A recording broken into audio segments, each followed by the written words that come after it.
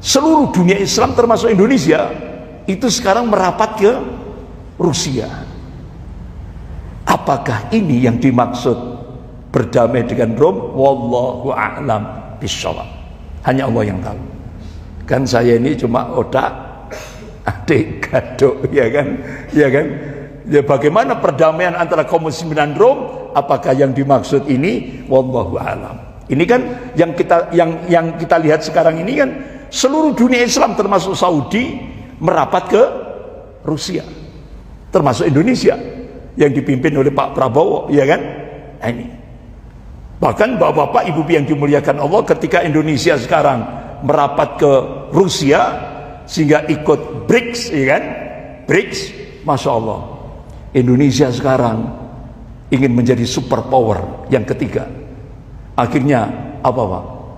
Ekspor Indonesia yang selama ini lewat Singapura, langsung Presiden Prabowo stop, gak boleh lagi ekspor lewat Singapura, sehingga Singapura mati itu.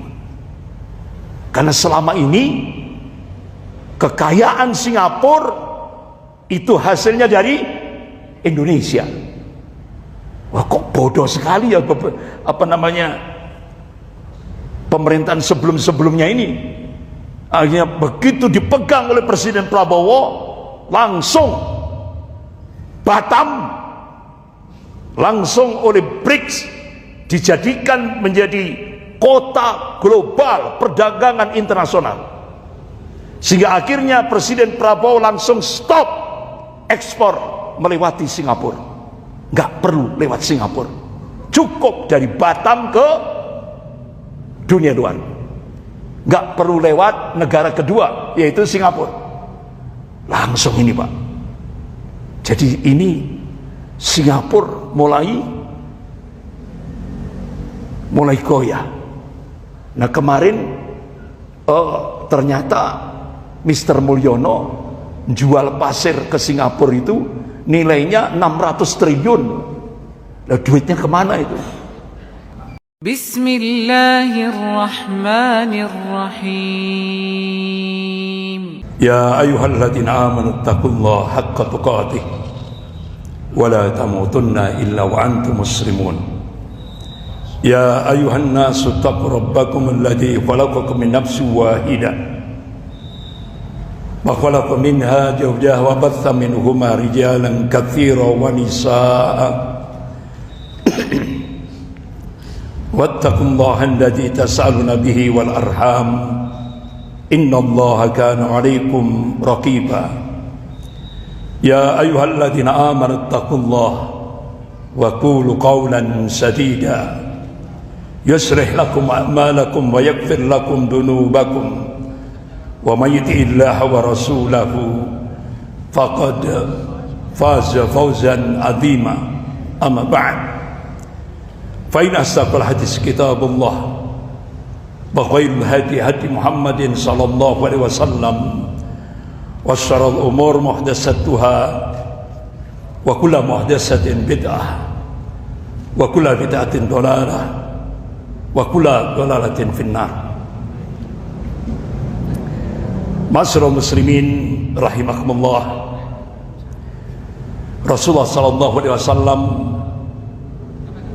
mengabarkan kepada umatnya tentang hadis-hadis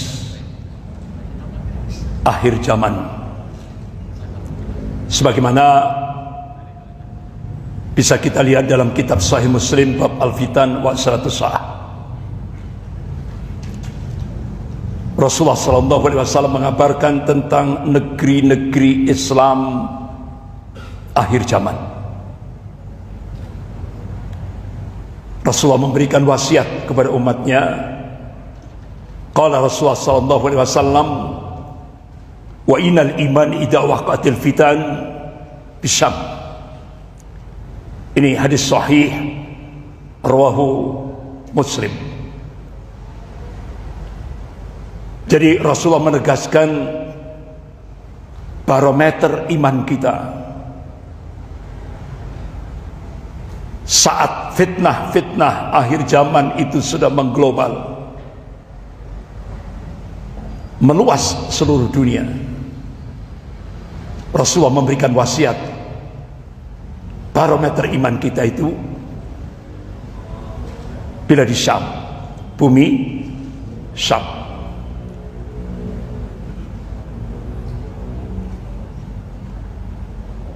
Bahkan Rasulullah SAW juga pernah mengabarkan kepada umatnya, qala Rasulullah SAW, ya'tikum ba'di arba'u fitan. Jadi akan datang kepada kalian sepeninggalku nanti 4 fitnah. Yang pertama, kata Rasulullah, fitnah yaitu dihalalkannya darah. Ini fitnah yang pertama. Dimulai dari bilad Syam, bergerak menuju Jaziratul Arab. Kemudian fitnah yang kedua, dihalalkannya darah, mal, harta. Ini yang kedua. Kemudian yang ketiga, yaitu fitnah dihalalkannya darah, harta, dan kemaluan.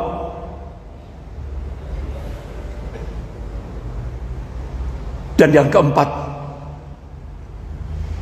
Rasulullah mengabarkan fitnah ini benar-benar menurikan, membutakan, dan menghambat seperti gelombang-gelombang di lautan. Itulah bahasa kinayah, kiasan yang dikabarkan oleh Rasulullah SAW. Dan itu dimulai dari bilad Syam, bergerak ke Jaziratul Arab. Dan itu sudah kita saksikan bersama. Oleh karena itu Rasulullah mengabarkan bilad Syam ini negeri Islam akhir zaman. Bahkan puncak kemenangan Islam di akhir zaman, Rasulullah SAW juga mengabarkan Syam. Ini puncak kemenangan Islam di akhir zaman. Pertanyaannya, Syam yang mana? Pasca perjanjian Sykes-Picot antara Inggris dan Prancis. Jadi Inggris, Prancis bagi-bagi daerah jajahan. Inggris menjajah Palestina dan Yordan. Prancis menjajah Suriah dan Lebanon. Sehingga Syam pasca perjanjian Sykes-Picot antara Inggris dan Prancis dipecah jadi 4 negara: Palestina, Yordan, Suriah, dan Lebanon. Yang menjadi pertanyaan kita, mana yang dimaksud pusat kemenangan Islam di akhir zaman? Rasulullah memberikan penegasan. Qala Rasulullah SAW fi Baitul Maqdis wa akna fi Baitul Maqdis. Ini hadis sahih rawahu Ahmad. Ini pasti, tidak bisa tidak. Mereka membuat makar, tapi Allah akan balas makar mereka. Dan Allah itu sebaik-baik membuat makar. Bapak-bapak, ibu-ibu yang dimuliakan Allah. Bahkan Rasulullah SAW berdoa secara khusus, Allahumma barik lana fi Syamina wa Yamanina. Ya Allah, berilah keberkahan negeri Syam kami dan negeri Yaman kami. Dalam beberapa hadis-hadis sahih, Rasulullah mengabarkan nanti di akhir zaman ada dua pasukan, satu di Syam dan satu di Yaman. Nah, saya tanya kepada para jamaah ini, kira-kira di dua tempat ini sudah bergerak enggak mujahidinnya? Sudah? Berarti ini hak. Apa yang disampaikan oleh Rasulullah 1446 tahun yang lalu sudah terjadi sekarang, dan sudah kita saksikan bersama. Masya Allah, ini menambah keyakinan kita, menambah keimanan kita. Kenapa? Karena Allah Subhanahu wa taala menegaskan dalam surah An-Najm ayat 3 sampai 4. A'udzubillahi minasyaitonir rajim. Wa may yantiqu 'anil hawa in huwa illa wahyun yuha. Apa yang disampaikan oleh Rasulnya itu bukan ahwa, bukan hawa nafsu. Apa yang disampaikan oleh Rasulullah sallallahu alaihi wasallam itu wahyu yang diwahyukan oleh Allah kepada Rasulnya. Pasti terjadi, tidak bisa tidak.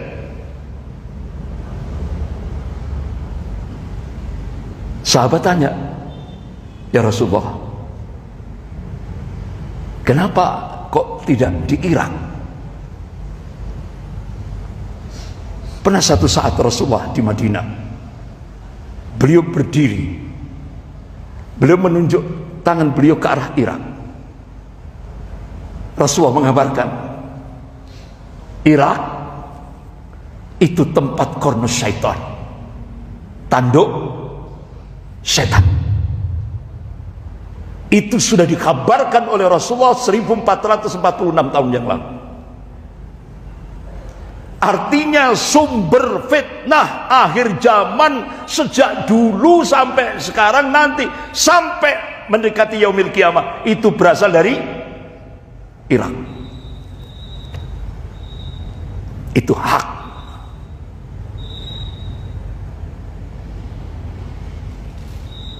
Inilah yang dikabarkan oleh Rasulullah.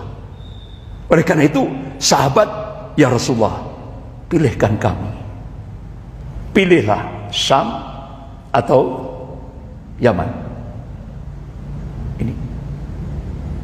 Ini arahan Rasulullah kepada para sahabatnya. Pilihlah Syam atau Yaman.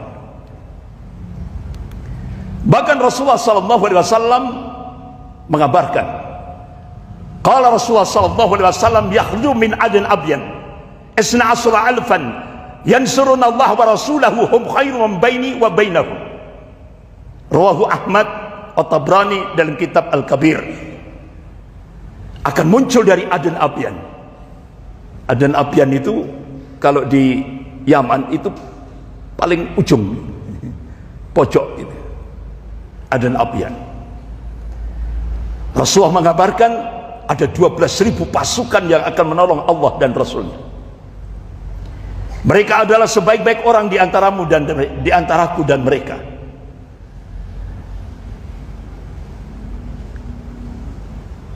Alhamdulillah, ada syekh dari Aden Abyan datang ke Malang, ngisi kuliah subuh di Masjid Al-Kifari. Alhamdulillah, begitu saya mendengar itu, ini kesempatan mas bagi saya untuk tanya tentang hadis ini. Masya Allah, Syekh, tanda-tanda apa yang dikabarkan oleh Rasulullah di Aden Abyan ini maujud? Beliau menjawab, maujud. Tanda-tandanya sudah mulai nampak. Allahu Akbar. Bapak-bapak, ibu-ibu yang dimuliakan Allah, kembali lagi Syam. 2011 terjadi revolusi Ahlus Sunnah di Suriah. Ini wilayah Syam. Kalau kita kembalikan pada hadis-hadis tentang fitnah-fitnah akhir zaman, nampaknya ada rencana Allah Subhanahu wa taala yang amat dahsyat yang sedang disiapkan oleh Allah Subhanahu wa taala, terutama di bilad Syam. Karena Syam ada sebuah negeri yang dipersiapkan oleh Allah Subhanahu wa taala untuk menyambut kedatangan Khalifatullah Al-Mahdi, Imam Mahdi. Rasulullah bersabda, qala Rasulullah sallallahu alaihi wasallam, faida ru'atumuhu fabayyuhu walau habyan 'ala salji fa innahu khalifatullah al-mahdi. Rawahu Abu Dawud. Jadi ketika kalian melihat kehadiran Imam Mahdi, Rasulullah perintahkan berbaiatlah dengannya, walaupun sampai kalian harus merangkak-rangkak di atas salju. Fa innahu khalifatullah al-mahdi, karena sesungguhnya dia adalah khalifatullah al-mahdi, Imam Mahdi. Jadi beliau nanti akan dibaiat di depan Ka'bah. Rasulullah mengabarkan tempat pembaiatan khalifatullah al-mahdi itu antara Hajar Aswad dan Maqam Ibrahim, di tengah-tengahnya. Nah, setelah itu beliau dikawal menuju Aliyah, Yerusalem. Siapa yang mengawal itu?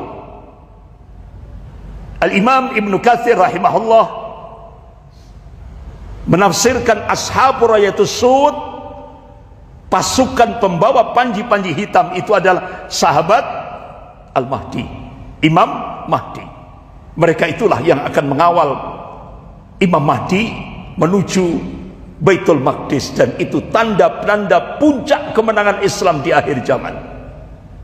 Karena Syam Allah akan munculkan, itu tempat Allah munculkan Khalifah Rasidah, Khalifah yang lurus, yaitu Imam Mahdi.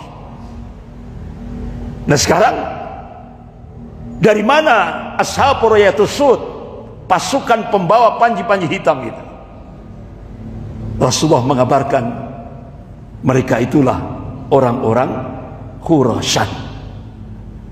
Jantungnya Khurasan itu mana? Afghanistan. Yang beberapa waktu yang lalu sudah saya tunjukkan bagaimana mujahidin Taliban, fotonya saya tunjukkan, datang ke Indonesia. Ada 8 utusan dari mujahidin Taliban diterima oleh Wakil Presiden Republik Indonesia, yaitu Pak Yusuf Kala waktu itu. Artinya apa? Ada sinyal mujahidin Taliban mengharap umat Islam Indonesia menjadi pemantik awal Safatul Islamiyah global, pemantik awal kebangkitan Islam global. Itu. Bapak-bapak, ibu-ibu yang dimuliakan Allah, Syam, Suriah, kalau kita buka dalam kitab Sahih Muslim bab Al-Fitan wa Asaratus Sa'ah tentang asyarah 10 tanda-tanda Yaumil Qiyamah Kubra, salah satu di antaranya Allah turunkan Nabiullah Isa alaihissalam. Di mana? Suriah. Mana itu? Menara Putih, Masjid Al-Umawi, lokasinya sebelah timur Damaskus, Suriah. Alhamdulillah, Masjid Al-Umawi baru saja dibebaskan oleh mujahidin Ahlus Sunnah. Bahkan Damaskus, Suriah, ibu kota negara Suriah, dibebaskan. Dan rezim Bashar Assad, Syiah Nusairiyah hengkang dari Suriah. Ya kan? Masya Allah, umat Islam ahlu sunnah. Jadi di Suriah itu 10% Syiah Nusairiyah. Jadi mayoritas ahlu sunnah. Tapi yang 10% ini memimpin negara Suriah. Makanya Syekhul Islam Ibn Taimiyah rahimahullah dalam kitabnya Minhajus Sunnah, beliau mengeluarkan fatwa Syiah Nusairiyah itu lebih kafir daripada Yahudi dan Nasrani. Sampai seperti itu ya. 2011 umat Islam Ahlus Sunnah di Suriah bangkit, revolusi. Alhamdulillah, perjuangannya tidak sia-sia. Allah berikan Al-Falah kemenangan 2024 Desember 2024. Masya Allah ya, ini satu bentuk pertolongan Allah ya kan? Jadi sampai-sampai ketika Masjid Al-Umawi ini dibebaskan, itu kan situasinya masih situasi perang ya kan? Sampai Ahmad Al-Jaulani ya hafizahullah, beliau pemimpin Ahlus Sunnah di Suriah yang sekarang jadi presiden Suriah, itu ketika memasuki Masjid Al-Umawi itu kan masih pakai baju militer, masih bawa senjata ya kan? Jadi waktu ngimami itu senjata ditaruh, ngimami. Masya Allah, jadi imam. Masya Allah, benar-benar luar biasa. Suasananya suasana yang mengharukan.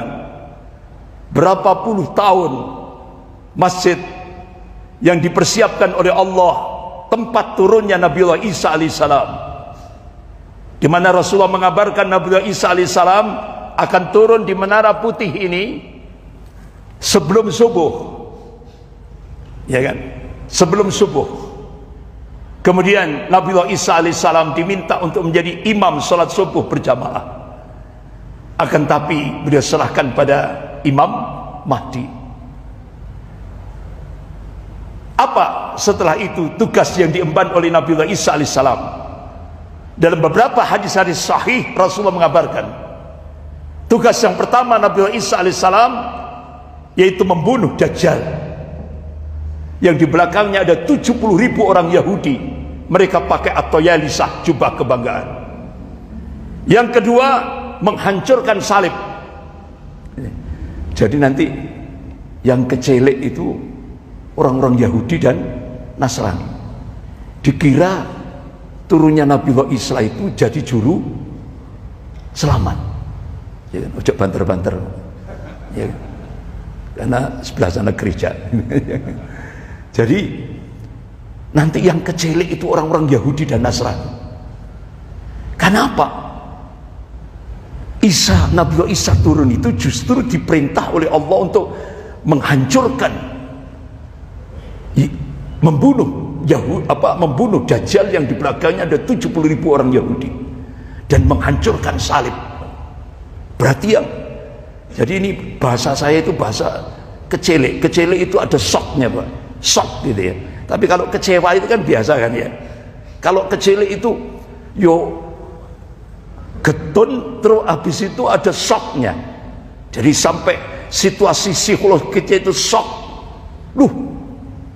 Kok nggak sama dengan keyakinan saya waktu di bumi ya kan, waktu di dunia kan keyakinannya kan Isa turun jadi juru selamat. Tidak tahunya justru menghancurkan mereka semuanya, Yahudi dan Nasrani. Kemudian tugas Nabiullah Isa alaihissalam yang ketiga, beliau luruskan kembali pola makanan halal dan haram. Nah, itu. Yang keempat, beliau hapuskan jizyah, pajak. Jadi nanti kalau pada masa Nabiullah Isa alaihissalam nggak ada pajak Pak, walaupun sekarang berapa persen itu? 12%. Kalau pada masa Nabiullah Isa alaihissalam sudah nol, nggak ada pajak, nggak ada. Tapi pertanyaannya, kita masih hidup apa belum? Kita masih hidup atau sudah jadi tanah? Sepertinya kita sudah jadi tanah semua ini, ya kan? Nah ini. Jadi kemudian tugas Nabi Isa alaihissalam yaitu menghancurkan semua bentuk kekufuran di muka bumi ini. Dan puncaknya Nabi Isa alaihissalam ditugaskan oleh Allah untuk menghancurkan Ya'juj wal Ma'juj. Itu. Kalau bahasa orang-orang Yahudi dan Nasrani itu kan nyebut Nabi Isa alaihissalam yang ditunggu jadi juru selamat itu kan Mesia. Mesia. Kita tunggu Mesia, juru selamat. Tidak taunya kecelek kuadrat. Bapak-bapak, ibu-ibu yang dimuliakan Allah, Suriah, Syam dipersiapkan oleh Allah untuk menjadi tempat malhamah, peperangan. Mulai dari malhamah dan puncaknya malhamatul kubra, perang akbar di akhir zaman. Dan itu diyakini oleh orang-orang Yahudi dan Nasrani. Orang-orang Yahudi Nasrani itu nyebutnya perang Armageddon. Ya. Kalau kita menyebutnya malhamatul kubra. Jadi kalau bapak ibu tanya orang-orang Yahudi, orang Nasrani, percaya itu. Nanti di akhir zaman akan terjadi perang dahsyat antara kaum muslimin dengan bangsa Yahudi, ya kan? Kalau Rasulullah SAW, la taqum sa'ah, tidak akan terjadi kiamat hatta tuqatil muslimun al yahud, hingga kaum muslimin memerangi Yahudi. Sampai-sampai kata Rasulullah, di mana batu, pohon, di belakangnya ada orang Yahudi, biidznillah, atas izin Allah, batu, pohon itu bisa berbicara dan memanggil, ya Muslim, ya Abdullah. Di belakangku ada orang Yahudi, faktulhu, bunuhlah. Ini kecuali pohon gharqad. Ini hadis sahih riwayat Bukhari wa Muslim. Pak, Bu, hadis ini dipercaya oleh orang-orang Yahudi, dipercaya oleh orang-orang Nasrani. Nah, kalau umat Islam tidak percaya, kebangetan itu. Ini orang Yahudi di Israel sibuk nanam pohon gharqad, persiapan akhir zaman, sampai jutaan ditanam itu, karena itu tempat pelindungnya orang Yahudi. Tapi walaupun seperti itu, kan Rasulullah ngabarkan sampai batu, pohon itu akan berbicara. Di belakang ada orang Yahudi, faktulu, hancur, akan Allah hancurkan. Jadi nanti ada masanya the end of Zionism Empire, ada masanya hancurnya imperium Zionis Yahudi. Tunggu tanggal mainnya. Walaupun Donald Trump sesumbar, ini pasti akan Allah hancurkan sehancur-hancurnya. Tapi bapak-bapak, ibu-ibu, sebelum membahas malhamatul kubra, Rasulullah SAW memberikan rincian akan terjadi peperangan di Aleppo, Halab, A'ma, Audabik, itu antara kaum muslimin dan Rom. Di belakang Rom, kata Rasulullah, ada 80 arroyah, panji, 80 negara. Nah sekarang di belakang Amerika ada 60 negara, berarti kurang 20 negara. Jadi nanti di belakang Amerika ada 80 negara. Rasulullah mengabarkan, sebelum peperangan dengan Rom, kalian berdamai dengan Rom. Nah ini otak adik gadok ini, Pak. Jadi makanya tidak bisa dijadikan dalil. Apakah sekarang seluruh dunia Islam itu kan sekarang merapat ke Rusia. Nah Rusia itu Romawi Timur, sedangkan Ukraina itu Romawi Barat, yang dimana di belakangnya Amerika. Nah seluruh dunia Islam termasuk Indonesia itu sekarang merapat ke Rusia. Apakah ini yang dimaksud berdamai dengan Rom? Wallahu a'lam bishawab. hanya Allah yang tahu. Kan saya ini cuma otak adik gadok, ya kan? Ya kan? Ya, bagaimana perdamaian antara kaum muslimin dan Rom? Apakah yang dimaksud ini? Wallahu alam. Ini kan yang kita lihat sekarang ini kan seluruh dunia Islam termasuk Saudi merapat ke Rusia, termasuk Indonesia yang dipimpin oleh Pak Prabowo, ya kan? Nah, ini. Bahkan bapak-bapak, ibu yang dimuliakan Allah, ketika Indonesia sekarang merapat ke Rusia sehingga ikut BRICS, ya kan? BRICS, masya Allah, Indonesia sekarang ingin menjadi superpower yang ketiga. Akhirnya apa Pak? Ekspor Indonesia yang selama ini lewat Singapura, langsung Presiden Prabowo stop, gak boleh lagi ekspor lewat Singapura, sehingga Singapura mati itu. Karena selama ini kekayaan Singapura itu hasilnya dari Indonesia. Wah, kok bodoh sekali ya pemerintahan sebelumnya ini.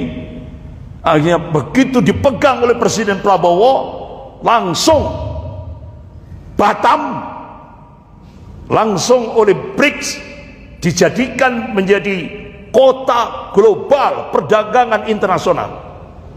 Sehingga akhirnya Presiden Prabowo langsung stop ekspor melewati Singapura. Nggak perlu lewat Singapura, cukup dari Batam ke dunia luar, nggak perlu lewat negara kedua yaitu Singapura, langsung ini Pak. Jadi ini Singapura mulai goyah. Nah kemarin ternyata Mr. Mulyono jual pasir ke Singapura itu nilainya 600 triliun. Nah, duitnya kemana itu? 600 triliun itu tidak ada di kas negara, juga tidak ada. Kemana duitnya itu? Ya? Oh, belum dibayar. Ya Allah, ini Pak, Masya Allah, kita bersyukur kebijakan Presiden Prabowo. Jadi insya Allah ini benar-benar Batam akan menjadi kota perdagangan internasional, kota global. Ini pada saat Presiden. Jadi sekarang ekspor Indonesia melalui Singapura stop total. Benar-benar Singapura akan goncang. Karena selama ini kekayaan Singapura itu hasil dari Indonesia. Stop oleh Presiden Prabowo. Sudah nggak main-main sekarang ini. Bahkan sampai sekarang mudah-mudahan ya, karena waktunya sudah habis,